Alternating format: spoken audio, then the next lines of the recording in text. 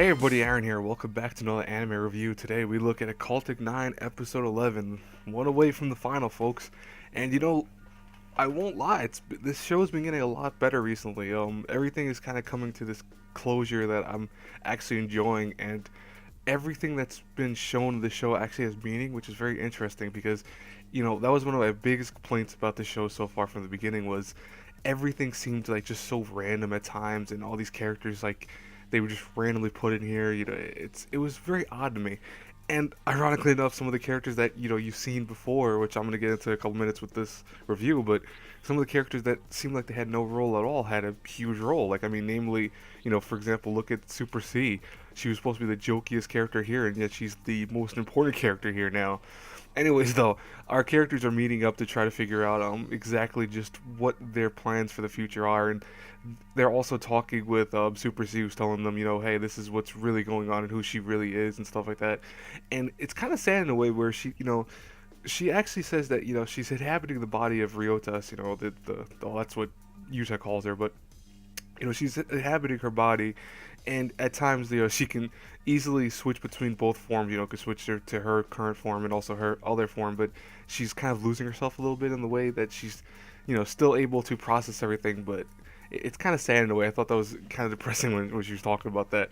But yeah, she explains to them everything that's going on, and they are finally understanding, I think, what they at least are exactly. They are ghosts, essentially.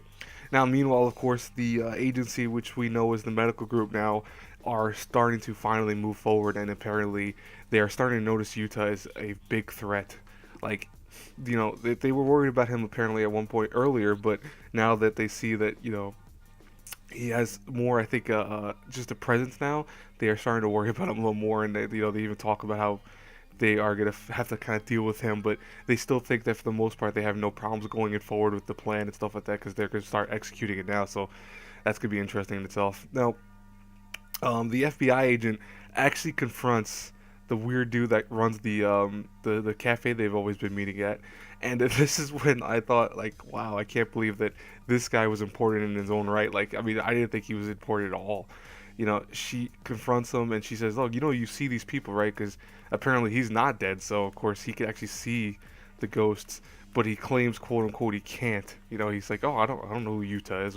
And it's like, but you've been talking to Yuta this whole time and stuff like that, and they trick him at one point, but he reveals who he really is, and I was blown away by this.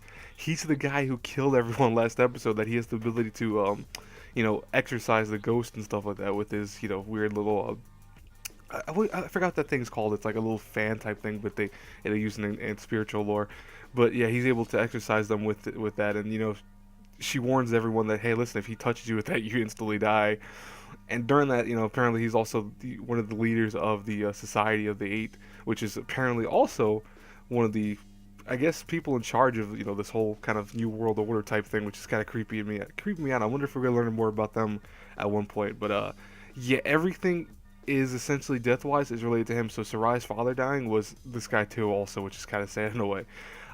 It leads to a fight though, and luckily enough though that Super C actually charges up Yuta using her gun, and is able to make it so that he's kind of, I don't want to say immune to the effects of the little fan thing, but he's actually able to punch the guy in the face and actually take him down and knock him out. But I'm very impressed by the show with that, because I mean, this whole sequence was really well done, and it's, finally, I guess every single character has now purpose in this, which is really, like I said, strange to me that they did it like this. But at least every character is important, which I kind of enjoy that this show is doing it all. But after this fight and stuff like that, they start talking about various things, namely what now their final plans are, because they need to execute the final plans to kind of, I guess, I don't want to say save the day for everyone, but save the ghosts, I guess, that are in this realm. And so she starts talking about how she needs Yuta, she needs the key, she needs the gun that she has, which she does explain is a very powerful gun, which we've learned from last week's episode, and we also learned from the beginning of this week's episode. But and then when Yuta gives her the key disappears, which is really weird. So apparently, I guess, I forget what she calls it, but it's like some kind of like system that when everything's starting to appear together, it's starting to break down a little bit, which is kind of weird. But apparently, Super C says that she's gonna sacrifice herself to become the new key, and she's gonna need Yuta and everyone else kind of their help. Yuta is very important. He's like the main factor apparently, so that's interesting. I want to see why he's like the main person. Anyways, this episode was very good. I liked it. This last few last maybe what 3 episodes are very well done. I really enjoyed them. The show is really kind of rising in the grade for me. Like, I mean, it's going up. I'll tell you right now, it went up a whole level in terms of a grade because it was really a very low level before, but now it's a lot better.